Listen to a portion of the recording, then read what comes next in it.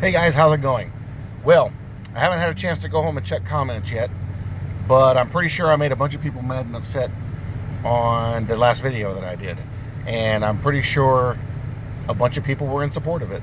Um, if I don't draw a line in the sand, if I don't lay down the law on how things have to be, people are going to run all over me. They're going to run all over my good nature. It's been like that all my life. Why should I think anything's different? Especially looking at the world the way it is now versus what it was 20 years ago. It is what it is. And that's how it has to be. If and I've seen other channels shut down because so many people get in there and just rip everybody apart in those things to the point that they lose subscribers or people don't comment. There's no fellowship because it's nonstop attacks. It is what it is. I made a judgment call and that's what I'm going to stick with. That's not what this video is about, though. I was talking to David Benjamin earlier today, and he was actually reading the book that I had seen on Amazon. Somebody had talked about Daniel 8. I want to make a correction to what I said. The two horns on the ram actually are two countries. Maybe not even two countries. It may be two pairs of countries instead of just one. He made an interesting comment that if we wipe out Iran, what's going to happen? How are they going to fulfill Gog Magog in Ezekiel 38? Well, their armies are scattered everywhere, so most likely the rest of the players would absorb their army. But if it's two kingdoms, then that makes even more sense. Instead of just it's two kings, but it's two kings of different kingdoms, because he says it's Media and Persia. And Persia. And I have a link I'm going to put in the description for an article that a guy wrote, a blog. It's tons of historical detail. You guys can read that at your leisure. I won't bore you with that because it's pretty long. But he gives all the details and breaks it down and shows how Daniel actually was talking about two different kingdoms. And that makes sense. One came up first, but the one that came up second was taller. It became more powerful. So I'll put that link in the description so you guys can go and read that on your own time. But it makes sense that it would be two kings, but two kingdoms. Because Iran used to actually be a whole lot bigger than what it was. It actually, the other name for it was the Achaemenid Empire. But what we have current day, if you read in what's on the screen right here, down near the bottom, during the Achaemenid period, which is basically what we're in now, it comprised present day Azerbaijan, Iranian, Kurdistan, because Kurdistan is controlled by Iran, and Western Tabaristan. So you can go on a map and look up those countries and see exactly where the modern day Achaemenid Empire is, and that will give you an idea. So there it is right there. It actually encompasses a rather large portion of the Mideast. See if we can bring up this map. There it is. There's a lot of Asia in there, all kinds of stuff. Saudi Arabia is down south of them.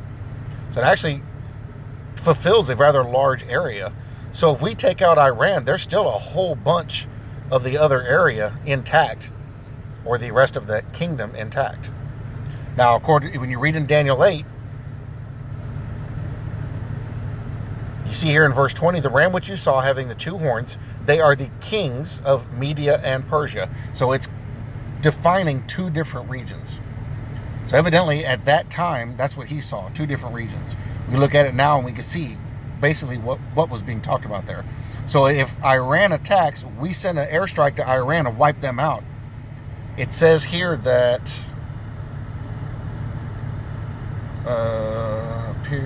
up here.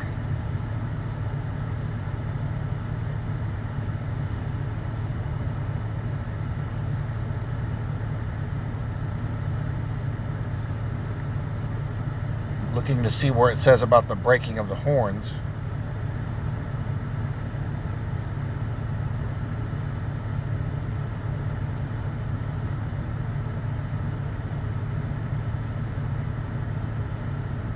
So in verse 6, he says, Then he came to the ram that had two horns, which I had seen standing beside the river, and ran at him with furious power. And I saw him confronting the ram. He was moved with rage against him, attacked the ram, and broke his two horns. So that means 2 kingdoms are going to be taken out.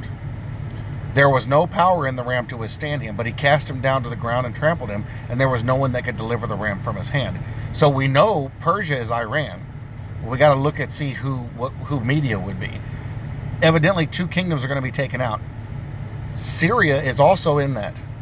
It could be Syria is the other nation that's going to get taken out, and we would actually pass over Syria to get to Iran. So it's possible Damascus will be taken out and then Iran.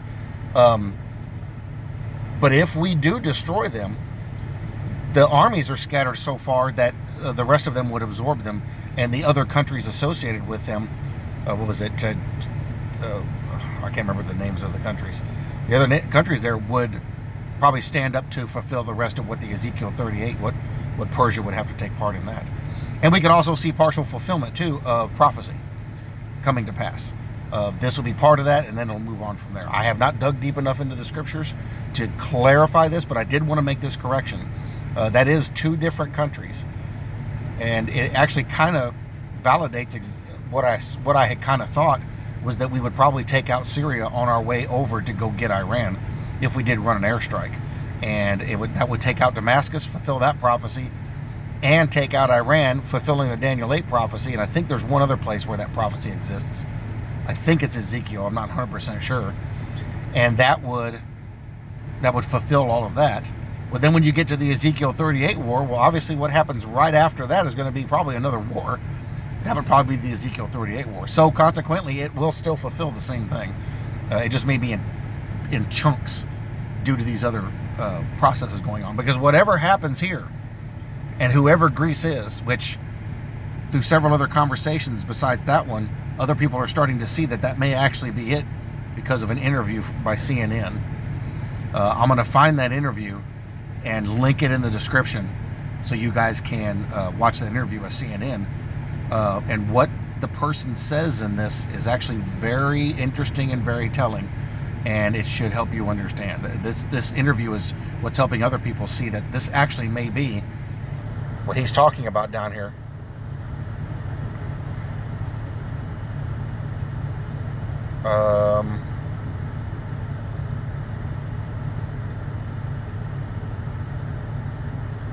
Right here in verse 21, and the male goat is the kingdom of Greece. The large horn that is between its eyes is the first king. Everything, I doubted my own interpretation on this when I first read this, because I didn't do a video right away. I read this and was blown away. The more I dug, and even after doing the video, the more I dig into it, the more I'm led to information that leads me to think that's not Greece, because it actually says, and the male goat is the kingdom of Greece. Well, the original kingdom of Greece encompassed most of the earth during that time frame. So it's a piece of what the original kingdom of Greece was. You go to the country of Greece now, they're nothing. They have less than a military than what Iran has. They can't attack anybody. So who is this? Well, those little hints like that tell us quite possibly, most probably, it is America. If that's the case, you read the rest of Daniel 8, this should really give you a perspective. Number one, it says the Antichrist comes out of that nation after it breaks into 4 pieces. Why did the nation break into 4 pieces and they didn't have the power of the original horn? To me, it sounds like they were attacked, or a natural disaster wiped out the nation as a whole. Broke into 4 pieces, had 4 leaders. But then it says, and in the latter time of their kingdom, verse 23, when the transgressors have reached their fullness, a king shall rise, having fierce features, who understands sinister schemes. And he's going to rise up, and he's going to go to the great city, and he's going to do all the things the Antichrist has done. So basically what that's saying is the Antichrist is going to, if this is America, this is what I want to stress. I don't know if I'm 100% accurate on this, but what I'm reading, that's what it tells me, and other people are seeing it too. And other people before me have seen it already. Then the Antichrist does come out of America. I still don't believe at all it's Obama, not even close. We got several other characters that are tied up into this. But this also, number 2, and I had mentioned this in a conversation already today, this could give us a very clear indicator on the events directly preceding the rapture of the church. I don't know. Definitely more research is required, but if Trump, just bear with me here for a minute, because I want to create a frame of thought, not to tell you this is what the interpretation is, but think about this as a possibility. If Trump is the great horn, like what it says to, he is the first king. This is what really grabbed my attention on this. Down here. Verse 21, and the male goat is the kingdom of Greece. The large horn that is between its eyes is the first king. Everybody's already had kings around the world. America is the only country that hasn't had a king. Why does it say that specifically? Well, that article or that interview on CNN may help clarify that for you. But over here, there's a little horn that came out of one of them. One of those four nations, a little horn comes out. Go read Daniel 8 for yourself. It's going to blow you away. But up here, right here, verse 5. And as I was considering, suddenly a male goat came from the west, across the surface of the whole earth. Well, Greece is right next door to Iran. How are they going to pass the whole earth to get to him? Without touching the ground. To me, that signifies airstrike. And the goat had a notable horn between its eyes. If Trump, and just bear with this train of thought, if Trump is the notable horn, trumpet, horn, notable horn, and if the goat is America,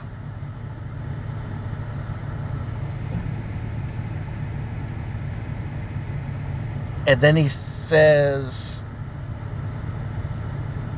up here, then the horn, where's it at? The horn is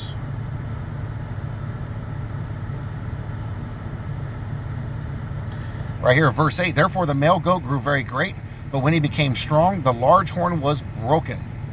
And in place of it, four notable ones came up toward the four winds of heaven.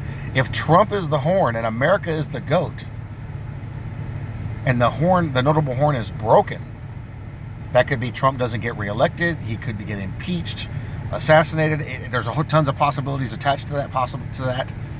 If that happens, I think most likely it's going to be something else. The nation evidently falls apart, because it says that in place of that notable horn, the four notable ones came up towards the four winds of heaven. And then out of one of them came a little horn. Well, you go down here at the bottom of Daniel where it interprets it. And he says, as for the broken horn and the four that stood up in its place, four kingdoms shall rise out of that nation. Interesting wording here that I didn't necessarily catch before. Four kingdoms shall rise out of that nation, but not with its power. I find that interesting wording, kingdoms and nation. And in the latter times of the kingdom, when the transgressors have reached their fullness, a king shall rise, having fierce features, who understands sinister schemes. So it shows a complete change in this particular nation. We could be seeing the marker event for the tribulation, for the rapture of the church, and the tribulation comes after that. Because according to this, whatever happens with the goat, something drastic happens to cause that nation to break apart and become four kingdoms. Then out of one of those kingdoms comes the Antichrist. And then he goes and he does what he does. Well, there's going to have to be some time frame there to get that going, right? If they're going to be set up as four different kingdoms, this still supports the theory in a way that I think that the rapture is going to happen, and then all these things are going to change, and the world's going to change, and then the tribulation is going to start. I could be wrong. I'm just pointing out to you guys what I'm seeing here. But a picture is being painted here. If that is, the goat is America, and that horn is Trump, because it sure fits.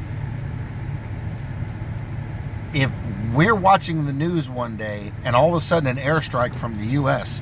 goes to Iran because Iran did something, and we take them out, them in Syria,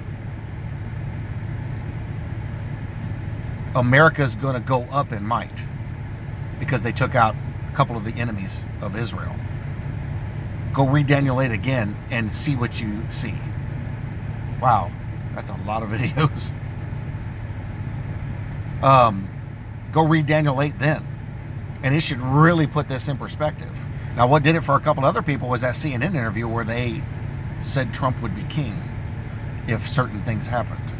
And I showed you on the Google search how many people are talking about Trump being the first king. This stands out to me. When has this ever happened before? Never. I can never remember a president ever being referred to as a king. And what's ironic is they referred to him as King Cyrus. King Cyrus was the first king of the Medo-Persian Empire combined, back when it was combined. So, I'm trying to find other conclusions to come to this, but the only one that matches is that is America. And when, I'm telling you, if we see an airstrike all of a sudden, Iran, I think, is going to probably try to attack Israel over this peace deal. We see an airstrike come from the U.S. and we're going to go tear them up. And they're going to wipe out Damascus because that's where a large portion of the Iranian army is. And then they're going to fly through Iran and take out guys. Now, I do some more digging in here. I could probably find some more little hints and information that relate to it. Y'all let me know what you think. Agree or disagree, let me know what you think in the comments. But this sure fits. This sure fits. And I'm thinking this is our next event we're going to see. I'm thinking this is our next big event. And I believe maybe right after that, we're going to get taken out of here. I don't know. Watch with me and let's see what happens. And if that last video got a bunch of people bent out of shape, I apologize for being so harsh and so rough. Sometimes that's what's needed to put people back where they should be.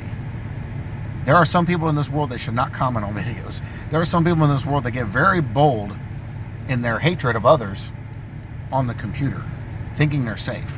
I've been here since 2012. I've been dealing with this nonstop. I have to draw a hard line because if I don't, I'm doing my subscribers a disservice. I'm opening myself up to personal attacks, which I'm tired of and I'm not going to deal with anymore. And people think they can do and say whatever they want to when that's not nice and that's not true. And if you're calling yourself a Christian, you shouldn't be opening yourself up to that kind of hatred. We got to show some kind of civility somewhere. So I did that video. If it doesn't pertain to you, you know I'm not talking to you. But if you're one of those people that are looking for that stuff and you're getting some guilty feelings, go to the Lord in prayer. But it's an unfortunate thing that has to be done, and I don't enjoy it. I definitely don't enjoy it. It makes my heart heavy, but it has to be done because if I don't draw a line in the sand, it's going to go south. And everybody that's had to deal with the same stuff I've been talking about knows exactly what I'm talking about. If you don't draw a line in the sand, if you don't push back, they will run all over you. Anyway, I love you guys. Consider that information. Check out the links in the description. See what you think. But I'm even more leaning towards this is going to be our next event we're going to see.